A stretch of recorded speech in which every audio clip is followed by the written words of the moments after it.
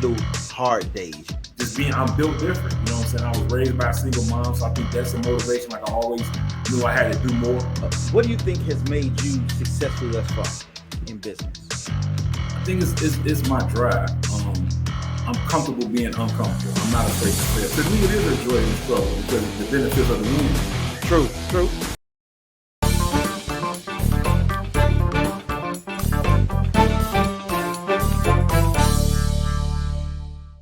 All right, let's rock and roll. Bro. Hey, what's good, y'all? Welcome to Friends with Businesses, where I show you my friends with businesses and hopefully you benefit. I'm Carl Gray, Business Solutions Architect with Launch with Carl. I hear my man Rodney Hughes. Man, we go back 20 years now, man. Yeah, exactly. That's 20 crazy. years all the way to Hampton University. Man, he was a ball out there. He like twice my height. You know what I'm saying? But you know what I'm saying? We always been cool, man. Good brother. He actually had me on his podcast. He told me I should get one. So now I got one, and he my first guest. So Rod, I'll let you go ahead, introduce yourself, man. Tell them what you do, who you are. Well, appreciate you having me on your platform, man. You know how we do. We're gonna always put each other on, steel sharp and steel. But I'm Rodney Hughes. I guess I call myself a serial entrepreneur. I own multiple companies. I own Cigars, which is my cigar brand. We've been in business for a little over a year. I own Priceless Photography, which also I've been doing for 12 years now, officially. And in between that, we got our own Real Ish Radio Network, which is a podcast network where we got multiple podcasts that stream live and on all streaming platforms. And I also do digital graphics. We do anything digital media, T-shirts, flyers, business cards, websites, merch. We do any type of we do a lot of different memorial stuff like plaques and playing cards. So anything you can think of, we do. So that's pretty much me in a nutshell. Man, so how'd you get in? You say you're a serial entrepreneur, so am I. So how did you get into these businesses? What started you off there? Man, I'm gonna tell you, I was 16 years old. I tell the story a lot. 1996. So my uncle was a general manager of an Avis rent-a-car. Pretty much owned his own sub Avis, and I was working there as a porter. You know, we clean the cars, gas them up, do that. So one day I worked so much. Man, I'm 16 years old. I get a check for $1,000. So I'm excited. I'm like, damn, $1,000. I ain't got no bills. You know, it's different when you're a kid with $1,000. And he seen me elated, and he was like, "Why are you so happy?" I say, "Look at my check." He showed me his check. His check was for $10,000. And he said, "This is the difference between an employee and an employer." And my mind been messed up ever since then. I always wanted to go into business for myself. So I always had hustles. Even in like high school, we used to go to the flea market and buy skull caps with like no limit logos on them and take them back to school and sell them. When I was in junior college, we used to go to New York, buy clothes and purses, come back to Detroit and sell them. You know what I'm saying? So I always had the hustle in me. But that moment in 96 is what put it embedded in me that, yeah, I want to be an entrepreneur. Yeah, man. Like I feel you. And I, full disclosure, man, I love me some Detroit, bro. You know, I came out there when you was rapping out there. Hey, look, yeah. I love Detroit. I don't care what nobody look. You can't nobody tell them bad about Detroit to me, man. It's a hustler's town, man. You gotta love it. Right, man. So tell me, what do you think has made you successful thus far in business? I think it's my drive. I'm comfortable being uncomfortable. I'm not afraid to fail because I done failed before and I'm still here. So I think that determination and knowing that, you know, my kids is watching, I think that's really like my push. And that's just me. That's like most people get like I played sports, I did music, I did a lot of things, but I noticed what I get fulfilled from is completion, like making something happen that somebody else couldn't do. So when somebody called me for a last minute shirt order, or I look on Facebook and a lady photographer canceled on her last minute, it's her wedding day and I come save the day, or when I send somebody the link to their pictures and they be all excited and crying, that gets me, you know what I mean? That gets me motivated just to keep going. So that multitude of things is like how I push through. Yeah, and you know, that's one thing that about me as well. People say, "What does this for you?" Of course, the money is great. You know what I'm saying? We love making money. But I think more than that, there's a fulfillment behind getting something done. And I feel like some people jump into entrepreneurship and they don't look for that piece. You know, they looking for the money, they looking for maybe it's the fame or some type of notoriety. But I think when people get that grasp of the completion part, say, "Hey, I'm gonna get this done, I'm gonna get it done well and have a happy customer." I think that's what separates most most people from just regular business people to successful ones. Yeah, I think so too. 'Cause a lot of people jump into it because they see somebody else making money off of it. Because you know Mhm. we are chasing the dollar. Like I'm not gonna act like I don't. When I'm saying money Of doesn't motivate course. me as well, but I think a lot of people get into it to make the money. They don't understand that a lot of entrepreneurs have passion behind it. A lot of people do the same thing for free. Like our podcast for free. You know, because I like to do it. I like to Mhm. take pictures, so that's something that I like to do. I smoke cigars, even if I didn't sell them, I'd still be smoking them. You understand what I'm saying? So I think that separates a lot of entrepreneurs from people that fail, or once the money slow up, they drop it.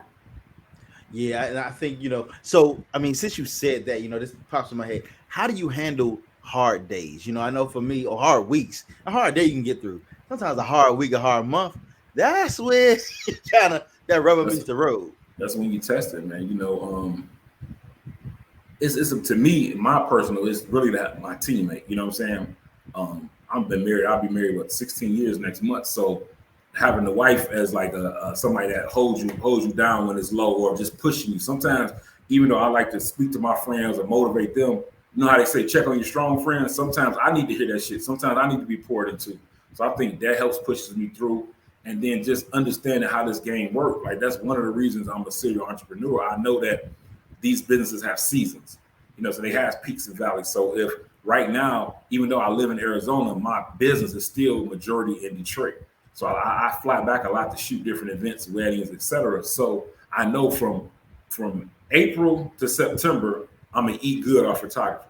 But what's gonna happen in those slow months? So that's Yeah. when the other businesses kind of carry the weight. So I try to do that to get the balance in that. But in any business, you can hit slow strides. You know what I'm saying? You can just if you can go like I used to tell my man when I had my office, I can go to work 3 days in a row and not make a dime. Mm. And it costs me money because it costs me gas to get to the office. I got to eat every day and I got to get back home. So I can go 3, 4 days in a row and just spend. But that Saturday, it might be a lump come through and it's the get back. It is being able to balance it and not letting it get to you too, because sometimes it'll break you if you're not prepared for it. I remember one time, man, I had recently had a rough like month and a half stretch, just trying to juggle everything. And then like right before COVID, that slow period, March is where I take back off. March, Right. April, and everything shut down. Mm. So imagine going into your busy season without really making a lot. You know what I mean? So it just being able to team or a team at home or a circle of friends that just, pour into you to keep you pushing through these times. Because I mean, shit, we went to college together. I got degrees. I can go get a job. Right. I can go teach any day. I'm a black man teacher. You know what I'm saying? I can go teach wherever because we're in need, but we're in demand. But that's not my passion. You know what I mean? That's like plan Z. But to get through those tough times, it got to be in you. You know what I'm saying? Like I tell people, like it ain't what you wear, it's who wearing it. You know what I mean? So It ain't what I'm doing, it's me. So if you ain't got this internally, like it ain't for the weak. It looks good. Like to me, the pros outweigh the con, but you definitely have to be tough to deal with it. Because everybody sees success as an overnight thing, but they don't see the struggle. You see the shine, but you don't ever see the grind. You don't see the sleepless nights of me up all night making 100 t-shirts for a family reunion, or I'm editing video, taking pictures, taking a loss just to get a gain. You know what I'm saying? Taking a low-end job that I'm probably going to lose out on just to be put in a position to do another bigger job that's going to pay off in the long run. So a lot of people doesn't see that part. That's like when I see people like selling stuff like on the internet, like you do this, you can make this lot of money. They show you the entry and they show you the win. They never show you the dash. You know what I'm saying? And I think I'm built different. You know what I'm saying? I was raised by a single mom, so I think that's a motivation. Like I always knew I had to do more. You know what I'm saying? So I think I just got different things that's instilled into me. And I take a little bit out of every journey I've been through. When you talk about sports, you know what I'm saying? I went to college for free. A lot of people don't get that opportunity because I could put a ball in the hole. You feel what I'm saying?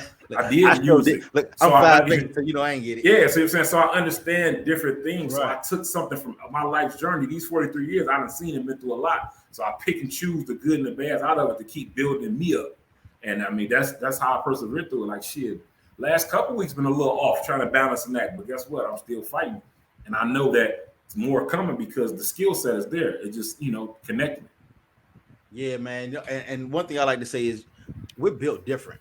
Like everybody's not supposed to be an entrepreneur. I believe that everybody has something in them they can sell, but being 100%. able to take the calculated risk. Some people, they may have a business, but they also got a 9 to 5 that they're not going to let go of. And that is fine. The world can't be full of entrepreneurs. It can't. Yeah. We gotta have some consumers somewhere. Yeah, can't have all sellers. We need some buyers. Right, exactly. But I mean, but even as you said, it's got to be something that makes you like, look, I'm just not gonna go to sleep tonight. It's just not gonna happen. Because something like I've heard people literally say, "Man, I got to get my 8 hours." I can't say a word like that. I can't. That doesn't even come out of my mouth. I won't say it. Like there's certain things that I force myself to do. Like I don't work on Sabbath, like at all. But everything else, but that's because God said it. If God didn't say it, I'd be working 7 days a week. Exactly. So it's like, because it's in me. There's a drive. There's actually even a joy in, I don't say a joy in the struggle, but there's a joy in doing things that most people don't find joy in. Yeah. It's like, oh, okay, dang, like really, you really like doing this. Like, yeah. Well, in actuality, to me, it is a joy in the struggle because of the benefits of the win. True. Because if you never lost, how can you enjoy a win? All right. I like that. So describe your average work day. look, as I said it, I laughed, right? Yeah.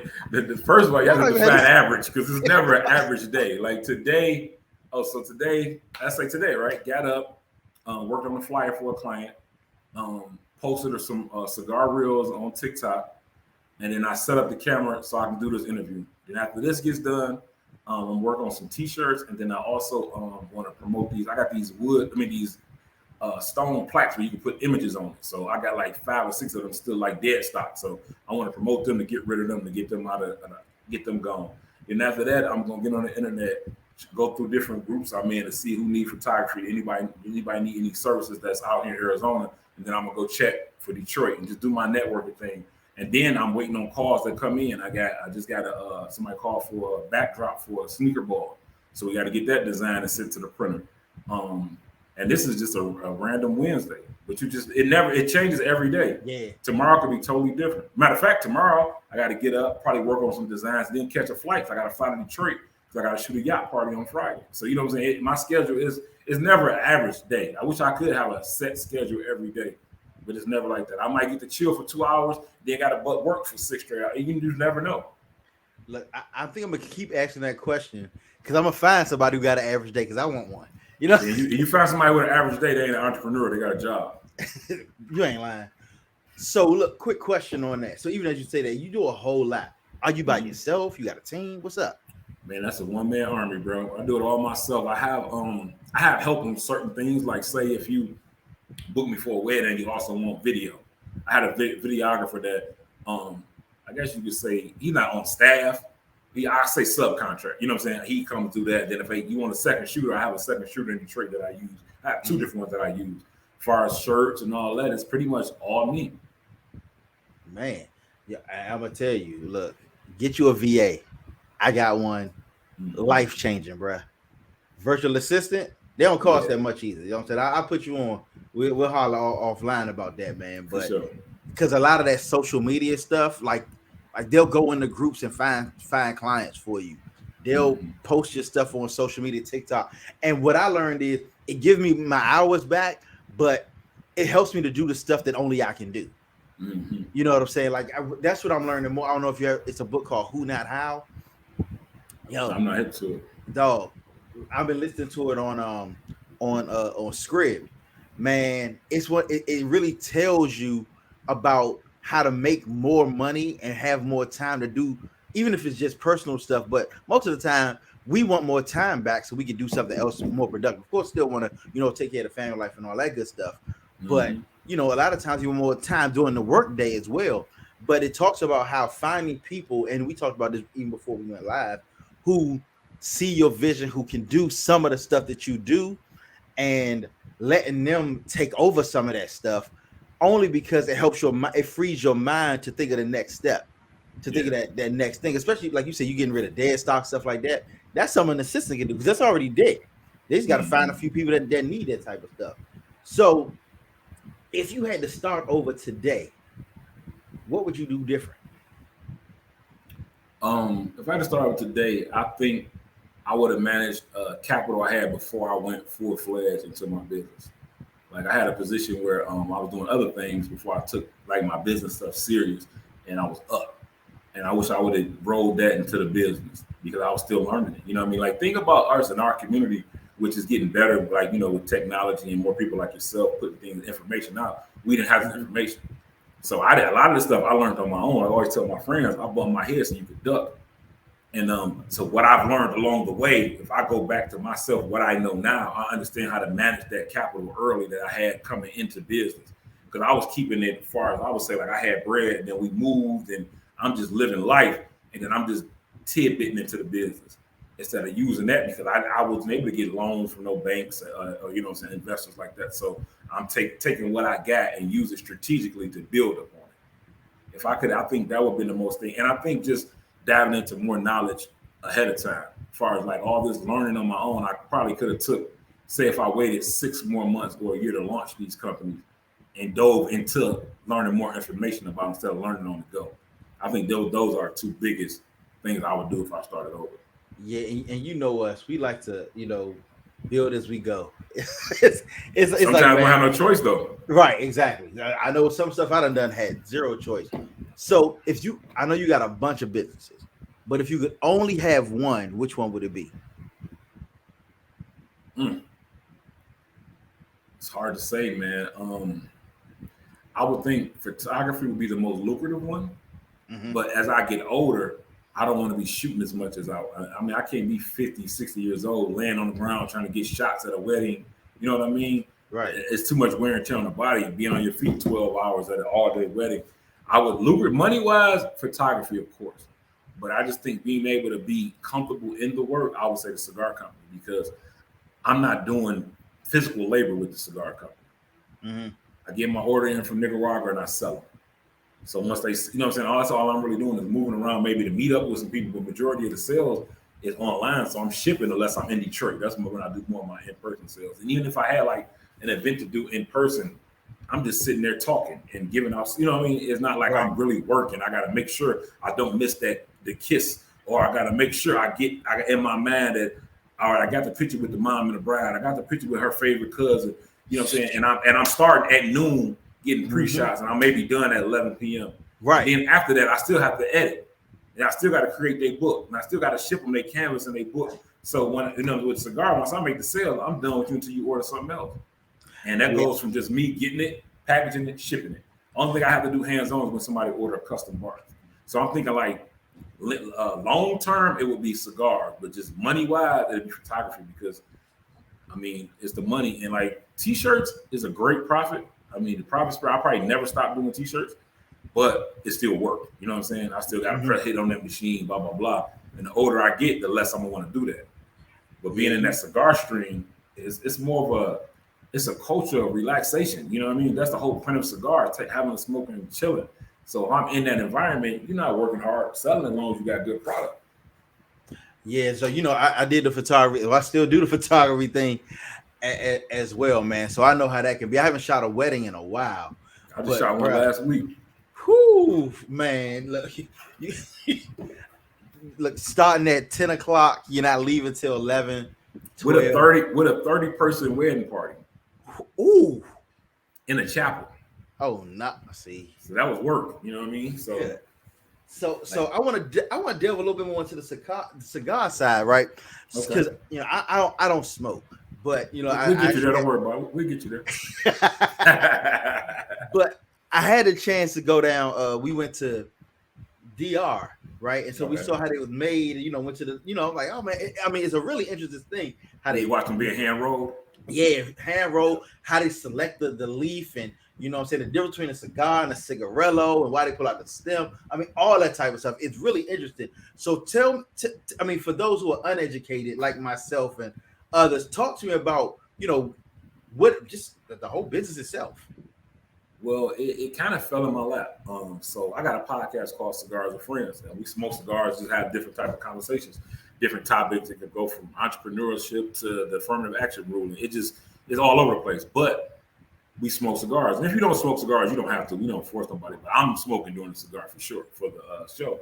And in the process, we were smoking other people's cigars. And then I'm promoting it. So like my people back in Detroit had some 263 cigars, the BMF cigars. So I was, promoting their stuff, blah, blah, blah. Somebody else sent me some cigars. I'm promoting this. This is what we smoking today, whatever. So I had met a guy working at the who ran a cigar plant, and in my mind, I'm thinking he in the States. Kind of find out he in Nicaragua. My point was to try to get him to be a sponsor for the podcast. So once we got to connect, and I realized that he wasn't in the country that sponsoring my podcast wouldn't benefit him. So being an entrepreneur that I am, I'm just the light bulb go off like, well, see about starting your own brand. I'm like, what would it take for me to start my own brand? And then me and him got to chopping it up, and it took about 6 months to get everything how we wanted it. And that's when I launched Kasi. And we getting them straight from Nicaragua, which now they have a Miami hub, so I don't have to deal with customs. Okay. So it's my brand. I have 3 blends, and we sell them on the website, and then we do like different vendor events or pop-ups and stuff like that. And that's pretty much how we started rolling. We're a year in, and I think we surpassed our first year goals. This first year I was thinking it's more of just all promo, but then sales started kicking in. So we're doing all right. It can do better, but we're doing great just to be only a year in, and that's a whole new industry for me. I'm still learning as I go on this because it's so much to learn about cigars. Like I didn't even know that the culture was this thick. You know what I mean? It's huge. It's a huge thing, and it's growing to have a lot of more black-owned brands. But I mean, it's space for everybody. That's what's up, man. Yeah, and it's I know it's growing heavy here in the district or in the DMV or whatever. And a matter of fact, since it's called Friends with Business, I actually have a friend of mine who's opening up a lounge. They opened up a restaurant with it's gonna be a cigar lounge on top. Within the next 2 weeks, I'm gonna make sure they get your information. Yeah, because like I said, always like that's what this is all about: connecting the friends of businesses, making sure that we all grow together.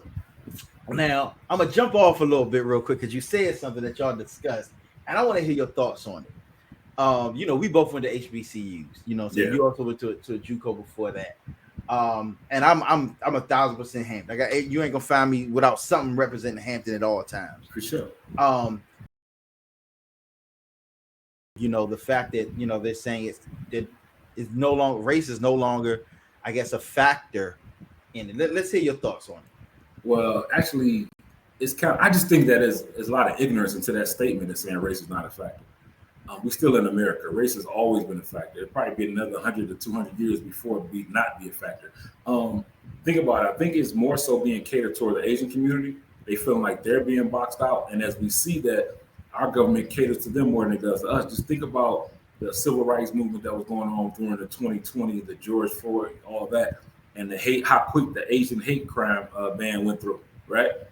And we still is fighting for other things that's been going on for years. So I totally disagree with it. I don't think that the educational system is balanced. It's not. It's disappropriated for our communities to others. So we needed that up to get in, because you see, once they get in, they excel. But if they never get a chance to get in, that's a problem. But like I seen somebody post something the other day that I thought was pretty dope. They said if we won't accept our scholars, then stop going after our athletes. I thought that was pretty heavy. Yeah. Because entry to a school is very different if you're going on an athletic scholarship than it just on straight academics. Well, because so I'm gonna be honest with you, like my parents didn't go to college, right? Mm-hmm. I thought that University of Michigan was a black school. No, hell no. For years, but that's because I'm a Fab Five fan. You saw 5 black stars on the basketball team. You didn't see the rest of the campus. I legit. I couldn't find out most of these schools.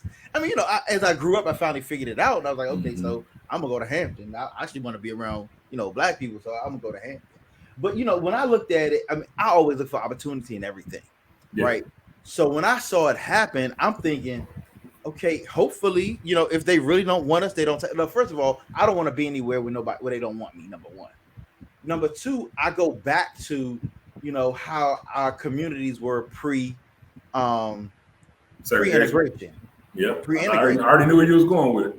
Or even like I'm listening to a podcast about Reconstruction now, but even then, even looking at pre-integration, where we had our Black Wall Streets, HBCUs really had our best. You got to think about it. Thurgood Marshall, he couldn't get into University of Maryland, so he ended up going to Howard.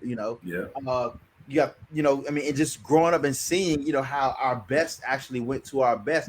I looked at it as an opportunity. And even last week, I held an entrepreneurship camp up here in Prince George's County. And it kind of came up, talking to some of the business owners that came as judges and things of that nature. And we're the richest black county in the country. I know, Charles County, they got something to say about that right now, but 51% versus 85% is not really a conversation. So, and I'm like, I say, but if they don't want us, I feel like we have a better opportunity at getting our best. Because I look at the Jackie Robinson effect, and I think we've even had this conversation before.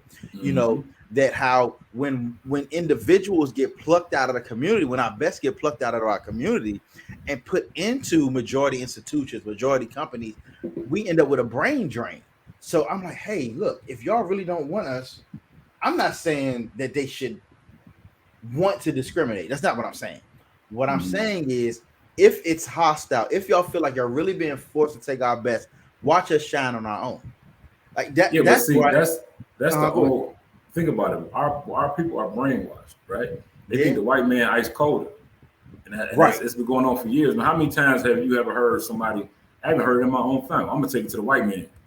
You know what I'm saying? And they mad. They've been indoctrinated that, or you're gonna get more going that route. So now that we have the opportunities to go that route, that's the route that we choose. Instead of when we only had us, we went to us. Like think about, like you said, pre-segregation, how the black community, once we start going out spending money outside of the community, all of our black businesses start failing because we were so happy to go spend with somebody that didn't even want our money.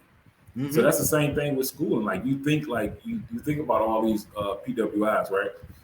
Mentally, most of the kids think, oh, this is the best opportunity. This, you know what I'm saying? Because that's what they've been taught. That's what they've been put in their brain. And a lot of them don't understand the black college experience or what has come through that or the talent that has been birthed from that. Right. Because that's not celebrated or promoted. Like we in our community, a nigga coming home from jail, you're gonna look out for before somebody that just graduated from college.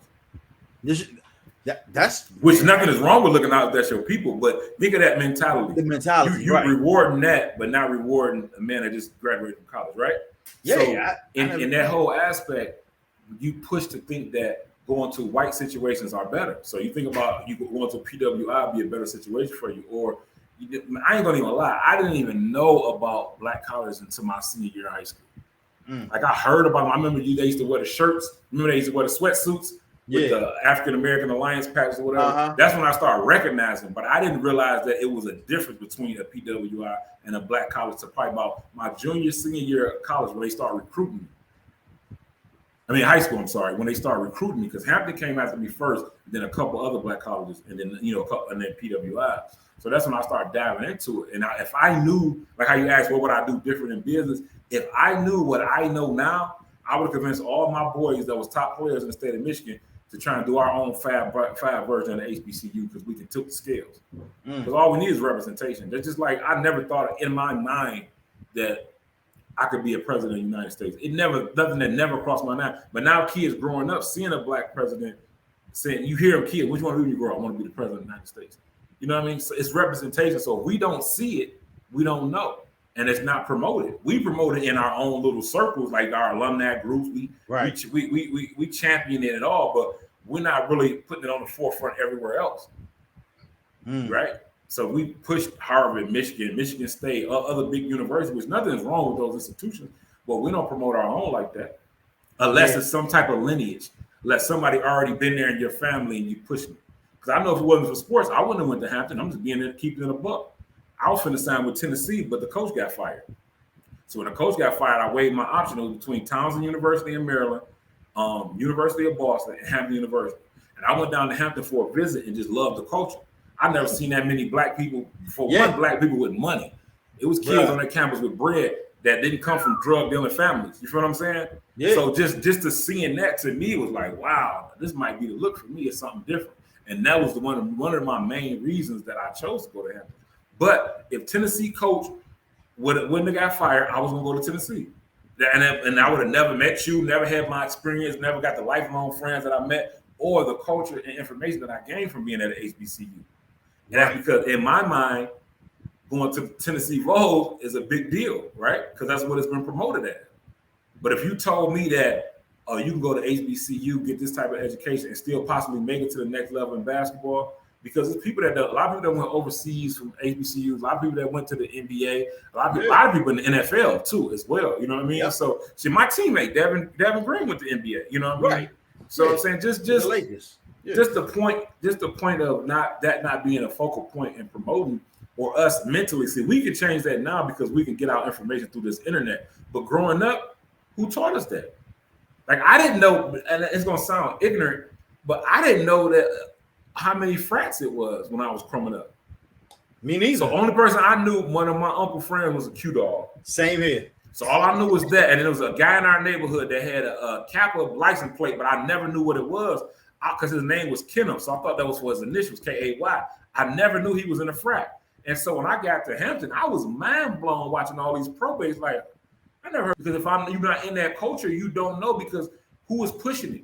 You may see it, but you don't see it. Like you might see somebody walking with a jacket. You don't know what that is if you don't know the information. Now with the internet, you know it because you see it. You see probates. You see people representing the day that they anniversary dates and all that. But when I was coming up, I was obtuse to all of it. Yeah, same.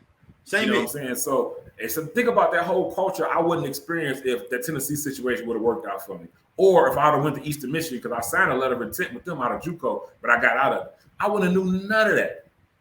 And that was just a fake situation. You know what I'm saying? It just happened the way the cards was dealt for me. So think about all the people that's missing these type of opportunities. And the more talent that we bring into it in athletic and academic, it just raises the profile of it. Now they're getting a lot of attention now, but it needs more. And it needs to be continued. Yeah. That's just my, let me get off my soapbox, but you took me there.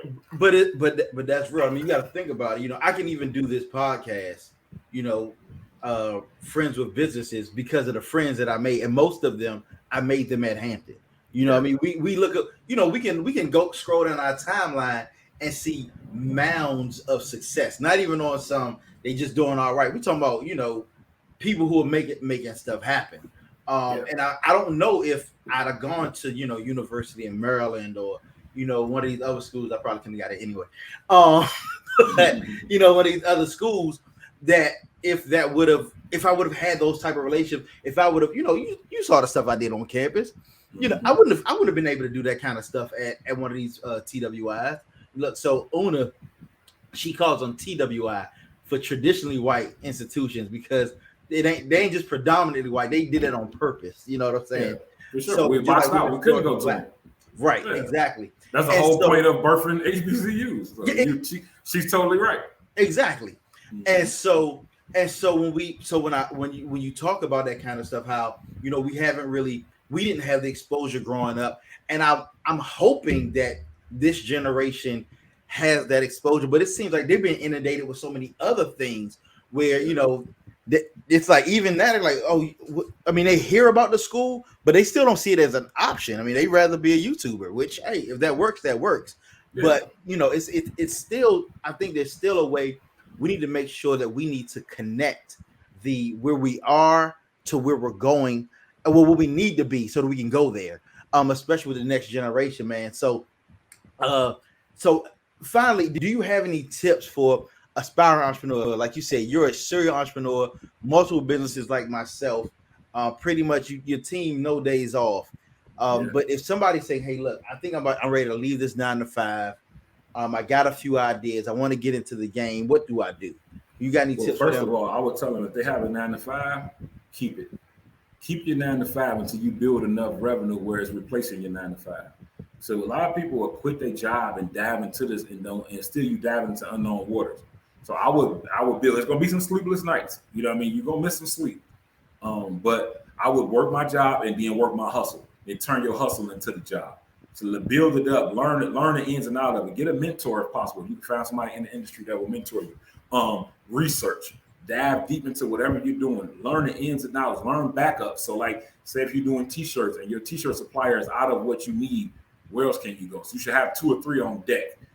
Any business that you need should always have backups to what your supply chain is, because you don't ever know when they'll go through something or they might close down. You never know in business. That's just how it goes.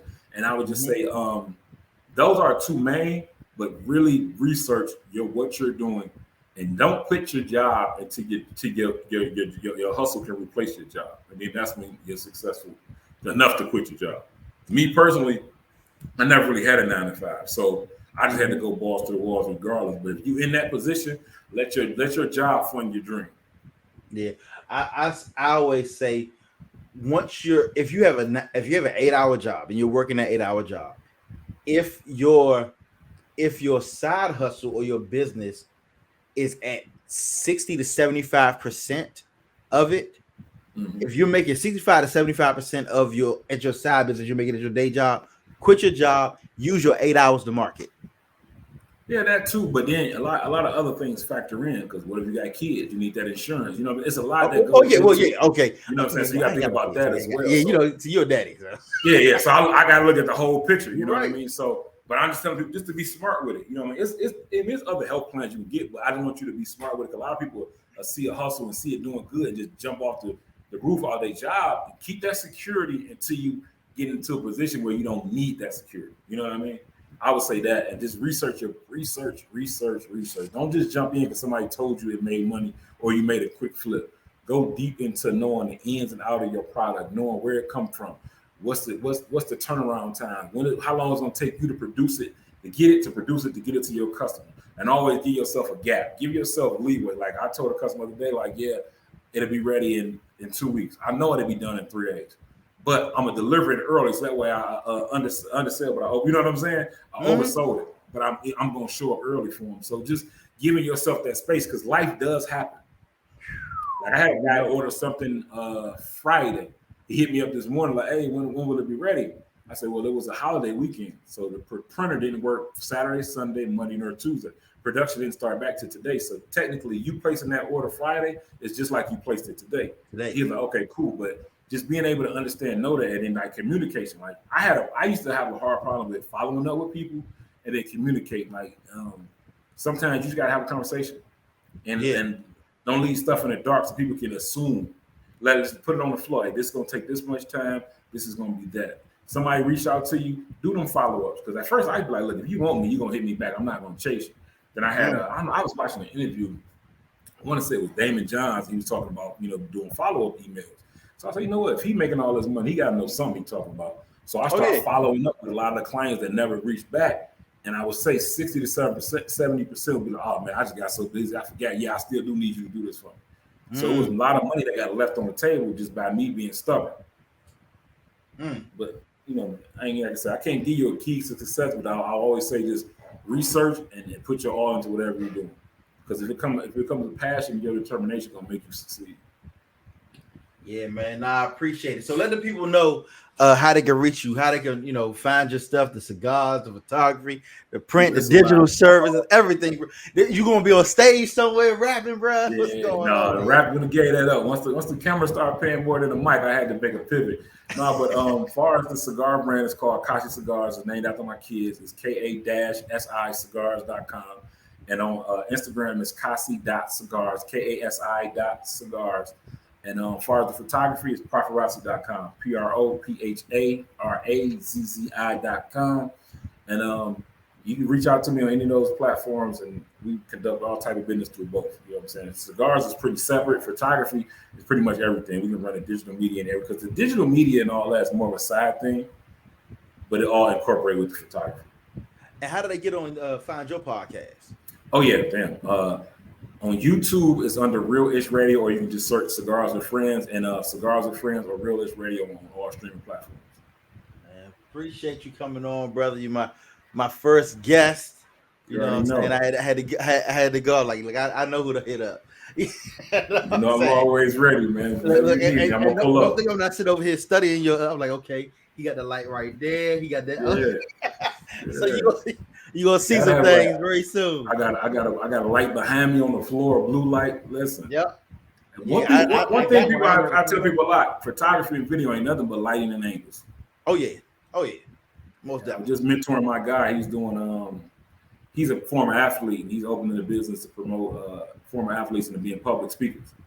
And we're trying to get his video right. And I told him, cut all the lights off. Stop using the lights in the house. Just use the light. You control the light, and that makes a big difference in the quality of your video. Yep. But man, appreciate you coming on, bruh. For So sure. let's make this happen, fam. All day. All right, bro. Appreciate it. My man.